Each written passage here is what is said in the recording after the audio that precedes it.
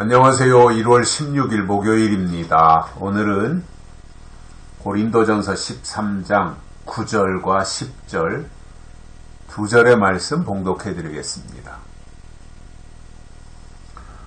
우리가 부분적으로 알고 부분적으로 예언하니 온전한 것이 올 때에는 부분적으로 하던 것이 패하리라. 아멘.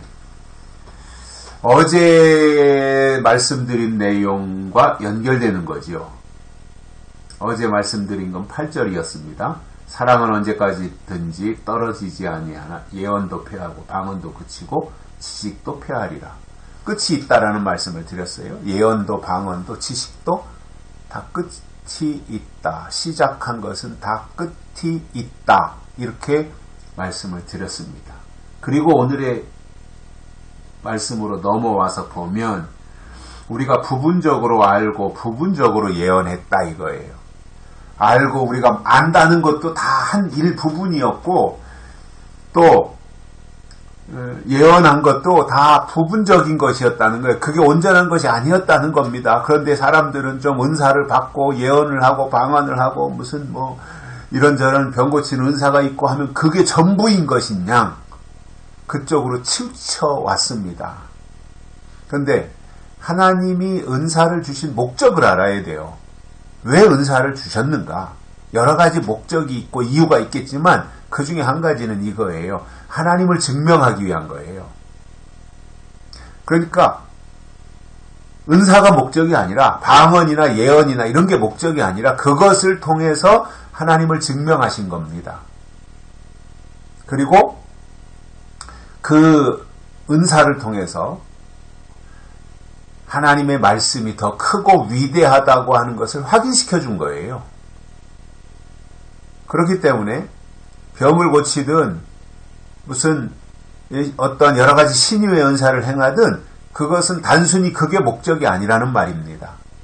그런데 대개 그동안 보면 이런 뭐 병 고치는 은사, 신유의 은사, 뭐 이런 귀신을 쫓아내는 은사, 뭐 이런 것들을 받으면 거기에 얽매여요. 그리고 신앙이 더 앞으로 나가질 못해요. 하나님의 의도는 그 은사에 얽매여서 제자리 걸음하라는 것이 아니라 그것을 통해서 더 뚫고 앞으로 나가라고 하는 거거든요. 말씀 속으로 말씀을 향해서 나가라고 하는 거였는데 과거에 좀 사람들에게 눈에 띄는 은사를 행사했던 사람들을 보면 은사에 얽매여서 한 발자국도 앞으로 나가지 못했습니다. 그러니 은사를 주신 목적이 뭔지도 모르는 거예요. 다만 그렇게 해서 기적을 행하면 그게 대단한 것인 줄 알고 생각을 했지 왜 은사를 주셨는가? 왜 병 고친 은사를 주셨는가? 그것을 통해서 하나님을 증명하고 말씀의 깊이 속으로 들어가라고 주신 것인데 그게 안 됐던 거지요. 그러니 그 모든 것이 다 부분적인 것인데 부분적인 것에 얽매여가지고 거기에서 빠져나가지 못하고 거기에 치우쳐 있으니 하나님이 보실 때 얼마나 깝깝하고 답답하셨겠어요. 그러라고 준 게 아닌데 은사를. 그러라고 병 고치는 은사를 주신 것이 아니었는데 거기에서 벗어나지 못하고 거기에 얽매여 있으니 하나님이 보실 때는 참 한심스러웠겠지요. 그리고 사실상 이런 것도 있잖아요. 하나님의 말씀 창세기든 출애굽기든 레위기든 신약에 와서 사도행전이든 뭐 고린도 전후서든 야고보서든 요한계시록이든 그 말씀 그대로가 다 믿어진다면 다른 은사 주실 이유가 뭐가 있어요? 말씀이 믿어지면 전부인데 그게 말씀이 하나님이신데 그렇잖아요. 마태복음이 그대로 액면 그대로 성경 그대로 믿어지고 사도행전이 그대로 믿어지고 요한계시록이 그대로 다 믿어지고 깨달아지고 해석되어지고 그런다면 다른 은사가 뭐가 필요합니까? 그런데 그게 안 되니까 은사를 주셔서라도 하나님을 믿도록 하나님의 살아계시다고 하는 것을 인정하도록 만들어준 거다 말이에요. 은사를 통해서 거기에 빠져 있으라고 은사를 주신 것이 아니라 그것을 통해서 하나님이 주신 말씀 속으로 들어가라고 주셨는데 말씀을 외면하고 은사에만 매달려 있었던 거지요. 그러니까 성경이 창세기서부터 시작해서 요한계시록까지 그 내용이 다 믿어지고 그 내용이 기다려지고 그 내용이 사실이고 그리고 그 내용이 그대로 깨달아지고 그 말씀 그 계시록 성경의 내용 해석되어지고 그런다면 사실상 다른 은사 없어도 되는 거 아니에요? 더 큰 은사가 어제는 사랑이라 그랬고 또 그보다 더 큰 은사가 있다면 하나님의 말씀이시기 때문에 말씀이 깨달아지고 말씀이 해석되어진다면 다른 게 뭐가 필요하겠습니까? 그런데 말씀을 깨닫지 못하니까 은사를 보내서라도 은사를 통해서라도 하나님이 살아계신 것을 알게 하고 그리고 성경 속으로 들어가라고 주셨는데 정작 주신 분의 의도는 파악하지도 못하고 은사에 집착하면서 말씀을 외면하고 있으니 하나님의 의도를 무시한 거잖아요. 그런 사람이 또 다른 세계가 있다고 하는 것을 깨닫겠어요? 하나님의 역사, 하나님의 의도, 하나님의 계획, 하나님의 뜻, 하나님의 법, 하나님의 시대 이런 것을 알긴 하겠습니까? 하나님이 은사를 주신 것은 하나님을 발견하라는 거예요. 그리고 하나님의 말씀을 듣고 이해하고 깨닫고 증거하고 해석하라는 거예요. 또 그 말씀을 적용도 하라는 것이고요.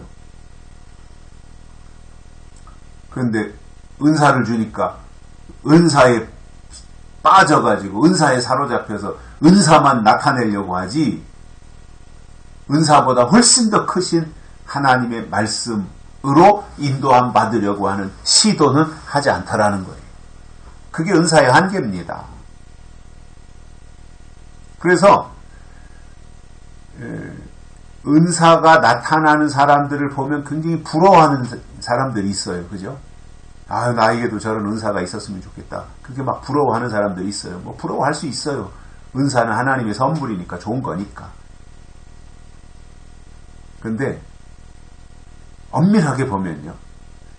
하나님이 특별히 나에게 뭐 방언하고 예언하고 무슨 병 고치고 이런 은사를 주시지 않았어도 성경이 그대로 깨달아지고 그리고 이해가 되어지고 그리고 성경이 이루어질 것을 생각하면 가슴이 벌렁벌렁하고 그 내용이 그대로 다 해석되어진다.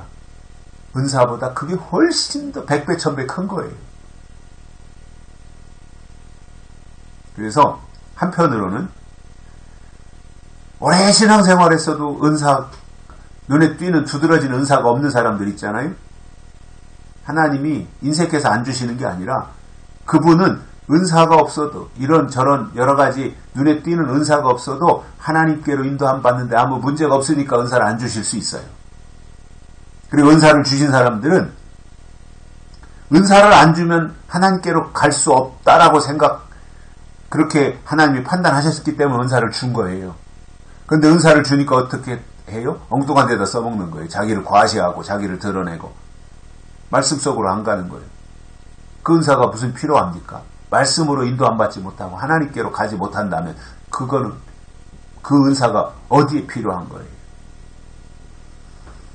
그래서 부분적으로 알고 부분적으로 예언한 거 거기에 매달려 있지 말자. 왜냐하면 부분적으로 알던 것인데 온전한 것이 올 때에는 부분적으로 하던 것이 폐하리라. 온전한 것이 오시면 부분적으로 하던 모든 것은 다 폐하신다. 끝이 있다 이 말이에요. 방언도 끝이 있고 예언도 끝이 있고 지식도 끝이 있다는 겁니다. 그것을 알고 임시적으로 지금은 아직 온전한 것이 하나님의 뜻이 이 땅에서 다 이루어지지 않았기 때문에 부분적으로 할 수 있지만 그러나 그 부분적으로 하고 있는 그것이 끝이 있다고 하는 것을 알고 그 온전한 것이 오시기를 기다려야 됩니다. 그것이 하나님이 기뻐하시는 믿음이라는 거예요. 여기까지 하겠습니다. 고맙습니다.